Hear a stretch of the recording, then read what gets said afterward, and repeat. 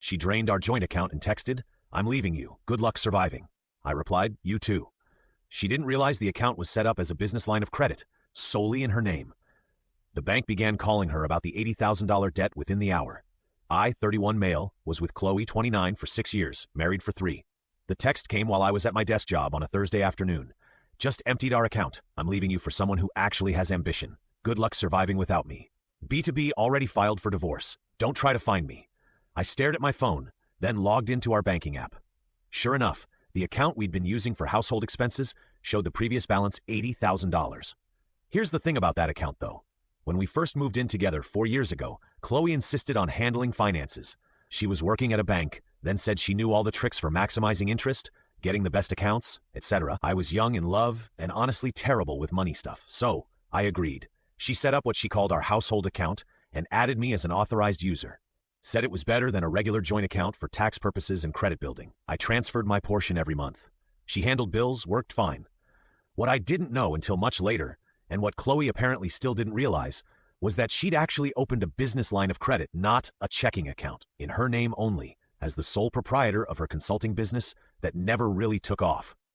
I'd figured this out about 8 months ago when I finally started educating myself about finances, ironically, because Qley kept calling me financially illiterate. Noticed weird terms on a statement, did some Googling, called the bank pretending to be confused about our account type. The rep explained I was just an authorized user on a business credit line, not liable for any debts. Only the account owner, Qley, was responsible for repayment. I kept my mouth shut, kept transferring my half every month. But I also quietly opened my own personal checking account and started building an emergency fund just in case. So when I saw that text after the initial shock, I actually laughed. She'd just stolen $80,000 from herself from a credit line she'd have to pay back with interest. I texted back, "You too." Then I waited. Took exactly 73 minutes for my phone to explode. Qley calling, declined. Unknown number, probably her mom. Declined. Qley calling, declined. Text from Qley, "What did you do?" Text from Qley, "The bank says I owe them money." Text from Lee, "This is your debt too." Text from Qley, "Answer your phone." I screenshot everything, then blocked her number. 20 minutes later, her sister Meredith called. I actually liked Meredith, so I answered. "Theo, what's happening?" Qley's hysterical. Something about the bank calling about a massive debt. "Meredith, your sister just drained what she thought was our joint account and sent me a text saying she's leaving me. Turns out it wasn't a joint account. It's a business credit line in her name." Long pause. She stole money from a credit line. Technically, she borrowed it from herself, and now she owes the bank $80,000 plus interest. But that was your money too. No, I was just an authorized user. I put money in monthly, which technically counted as payments toward the credit line. But the debt, that's all hers. You knew? Found out 8 months ago. Never thought she'd do something this stupid, though. Meredith was quiet for a moment. "Theo, she's with someone else. Has been for months. Some crypto guy named Blake she met at a conference. I figured as much. You need to help her with this debt situation." "Why would I do that?" "She just stole what she thought was my money and left me for another man, because it's the right thing to do." "The right thing?" "Meredith, she literally tried to leave me with nothing.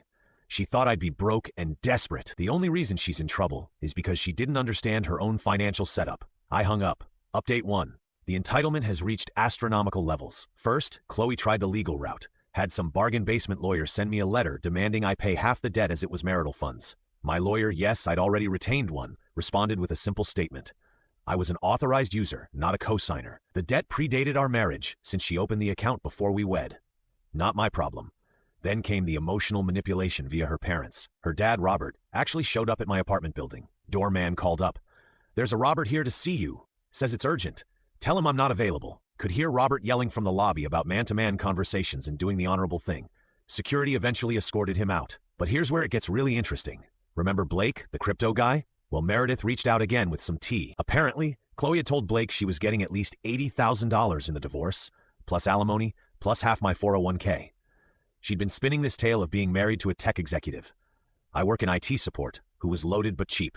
Blake thought he was getting a sugar mama. When Qley told him about the debt situation, he bounced. Literally ghosted her within 24 hours. She tried to move into the apartment he'd been renting for them. Yeah, she'd already signed a lease with him. But surprise, he'd never actually put her name on it. The landlord wouldn't let her in without Blake's permission, and Blake had already told them she was no longer authorized. So now Qley was homeless, 80 cal in debt, and single. Did I feel bad? For about 3 seconds. Then I remembered the good luck surviving text and went back to eating my cereal. But Qley wasn't done. Oh no, she created a whole victim narrative online. posted on social media about how her financially abusive ex-husband tricked her into debt, how I'd manipulated the banking system to trap her. Problem was, she'd forgotten that several of our mutual friends worked in finance. Her former coworker from the bank, Jerome, actually commented, "Qley, you literally worked in banking. You opened that account yourself. I remember you bragging about the rewards points." She deleted the post, but screenshots were already circulating. Then came the truly pathetic attempt. She reached out to my mom trying to get her to convince me to help with the debt. My mom's response was legendary. She sent me the screenshot. "Qley, Mrs. Davidson, Theo won't help me with this misunderstanding about our finances. As his mother, could you talk sense into him? The same sense you had when you were cheating on my son with that crypto fool. That kind of sense. Delete my number." But the peak entitlement came yesterday. I got a call from the bank. Not about the debt, about Qley trying to report the authorized user card as fraud. She claimed I'd somehow stolen from the credit line without her knowledge. The bank rep sounded tired. "Sir, we've reviewed the account history. Every transaction from your card was for regular household expenses, groceries, utilities, etc. Does she really want us to investigate this as fraud? What happens if you do? Well, filing a false fraud report is a federal crime. And since she sent text messages admitting to taking the money, she withdrew $80,000 at once. How is that not flagged? Business credit lines have different rules. It was technically her available credit, but now she owes it back with interest. The rate is substantial. How substantial? 24.99% APR. I actually choked on my coffee at that rate. If she only made minimum payments, she'd be paying forever. Update 2. The spiral accelerated faster than I expected. Qley's lawyer dropped her after she couldn't pay the retainer. She tried representing herself in our first divorce hearing, showed up in designer clothes, probably bought with the stolen money, and demanded alimony because she was accustomed to a certain lifestyle. The judge looked at her financial records, saw the $80 withdrawal, saw her texts admitting to taking it, saw that she'd been employed full-time until she quit 2 weeks ago, apparently thought she wouldn't need to work after cleaning me out. "Judge, ma'am, you withdrew $80,000 from a credit line, quit your job, and now want your ex-husband to support you. He tricked me. He knew it was a credit line. Did he force you to open the account? No. But did he force you to withdraw the money? No. But he should have told me. You set up the account. You managed it for years. You work in banking. Ignorance of your own financial instruments is not your ex-husband's responsibility. Zero alimony. She actually owes Emmy money because she drained accounts that had marital funds in them. The $80 included my contributions over the years. But here's where Qley's entitlement went nuclear. She started calling my employer daily, claiming I'd stolen from her, that I was dangerous, that they should be aware they employed a financial predator. HR pulled me in for a meeting. I explained the situation, showed them the divorce papers, her texts, everything. They were actually sympathetic, but said the calls were disruptive. That's when I played my ace. See, I'd been recording everything legal in my state with one-party consent, including a voicemail where Qley explicitly said, "I'm going to call your job every day until you pay my debt. I'll make up whatever I need to. They'll fire you eventually." HR's face went pale. Legal got involved. They sent Qley a cease and desist. She violated it within 48 hours. My company pressed charges for harassment. But wait, there's more. The bank started collection proceedings. Qley missed her first payment because she'd blown through most of the 8 acres already. How? Well, according to Meredith, who was thoroughly disgusted with her sister at this point, first-class tickets to Costa Rica for her and Blake, $12, designer shopping spree. $15K deposit on a luxury apartment she couldn't actually afford. $8K new car down payment, $10. Couldn't get approved for the loan, though cosmetic procedures she'd been wanting $7. The rest went to hotels and investing in Blake's crypto scheme. When the bank started calling about missed payments, she tried to negotiate, claimed financial hardship. They asked for proof of income. She had none. She'd quit at her job. Remember, they accelerated the debt. Full $80 plus accumulated interest due immediately. Qley's solution. She tried to get Robert to co-sign a consolidation loan. He refused. She tried. Her mom also refused. Even Meredith said no. Then she hit absolute rock bottom of shamelessness. If you're loving this wild tale of karma and drama, hit that like button and subscribe for more heart-pounding stories straight from real life. Your support means the world. She started a crowdfunding campaign. Helped a domestic abuse survivor recover from financial exploitation. I kid you not. The campaign included photos of her crying, a completely fabricated story about how I'd manipulated her into debt through complex financial schemes, and a request for $100K to rebuild her life.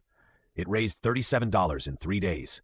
Someone donated $2 with the comment, "Lol." Meredith sent me screenshots of Qley melting down in their family group chat, demanding everyone share the campaign, calling them unsupportive when they refused. Her own aunt responded, "Qley, everyone knows what you did. Stop embarrassing yourself." Update 3. The legal consequences started hitting. Remember the harassment charges? Qley got arrested at her parents' house. Robert had to bail her out. The conditions included no contact with me or my employer. She violated those conditions within a week by creating fake email accounts to send anonymous tips to my company about my criminal behavior. It traced them back to her IP address, back to jail. This time, Robert didn't bail her out immediately. Let her sit for 48 hours to think about her choices. Meanwhile, the divorce was finalized. She got her personal belongings, her car that she was making payments on. 40% of the marital assets would have been 50%, but the judge factored in the $80 she took. I kept the apartment was mine before marriage. My 401k protected since she withdrew the $80K. My sanity. She had to pay the $80K credit line debt. My legal fees. Judge ruled her behavior was malicious. Court costs. The total she owed between the bank and legal fees about $95. Her solution was spectacular in its stupidity. She tried to declare bankruptcy, except she transferred some assets to her parents to hide them before filing. The bankruptcy trustee found out. Of course they did, it's their job. That's bankruptcy fraud, a federal crime. She panicked and withdrew the bankruptcy petition. But now she was under investigation. During all this, she was still living with Robert and her mom. From what Meredith told me, it was rough. Qley expected to be treated like a victim. Instead, her parents made her get a job. She's now working retail, pay rent, do chores, attend financial literacy classes. The irony. She lasted 2 weeks before having a meltdown about how everyone was punishing her for falling in love with Blake, who hadn't contacted her since disappearing. Then came the last desperate play. She reached out to my ex-girlfriend from college, Amber, on social media. Tried to convince her that I was some kind of financial mastermind who'd conned them both. Wanted to team up to expose me. Amber's response was perfect. She sent me the screenshots. "Qley, I dated Theo for 2 years. He's literally the most straightforward person I know. We broke up because we wanted different things, not because he's some evil genius. Also, girl, you stole 80 Qley and got caught. Take the L and move on." But my absolute favorite part, last week I ran into Blake at a coffee shop. He tried to avoid me, but we ended up in line together, so I said, "How's the crypto going?" He looked embarrassed. "Look, man, I didn't know she was married at first. Don't care, but I am curious. Did she ever invest in your scheme?" "Yeah, about $15. How'd that work out?" "The coin crashed. It's worth maybe $300 now." I actually laughed out loud in the coffee shop. Final update. The conclusion is both pathetic and predictable. Qley's debt to the bank went to collections. Her credit score is destroyed. She'll be dealing with this for the next decade minimum. The harassment charges resulted in 18 months probation and mandatory anger management classes. She has a criminal record now. Her job at the retail store lasted 6 weeks. She got fired for berating a customer who she claimed looked at her judgmentally.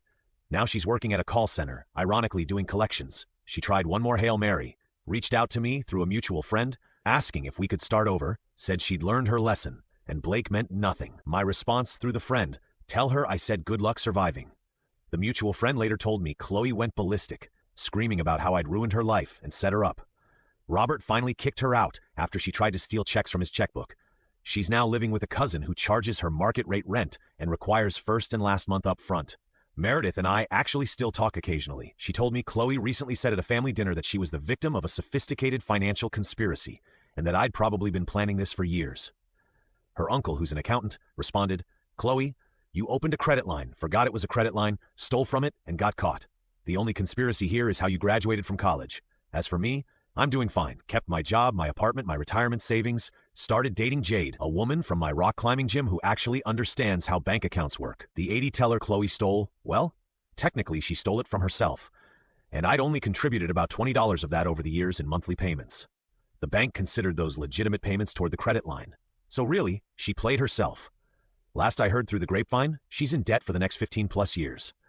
Living paycheck to paycheck, Blake is being investigated by the SEC for his crypto scheme. Her parents barely speak to her.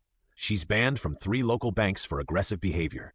Still posts vague quotes about surviving betrayal on social media. The moral of the story, if you're going to drain a joint account and leave your partner with a good luck surviving message, maybe make sure you actually understand what kind of account it is first. And definitely make sure it's not a credit line in your name only, because turns out karma doesn't need my help. Sometimes idiots destroy themselves with their own entitlement. Good luck surviving, Qley. You're going to need it for the next 15 years of monthly payments. Edit, since people keep asking, yes, this is all legal. No, I had no obligation to warn her. She set up the account. She managed it. She worked in banking. Her ignorance of her own financial instruments isn't my responsibility, especially after she tried to leave me with nothing. Edit 2. For those saying I should have told her, she literally sent me a text saying she was leaving me into good luck surviving after stealing what she thought was our money. Why would I help someone who did that? Edit 3. Qley, if you're reading this and Meredith says you've been hate searching my username, that financial literacy class you're taking, pay attention. Might help with the next 180 monthly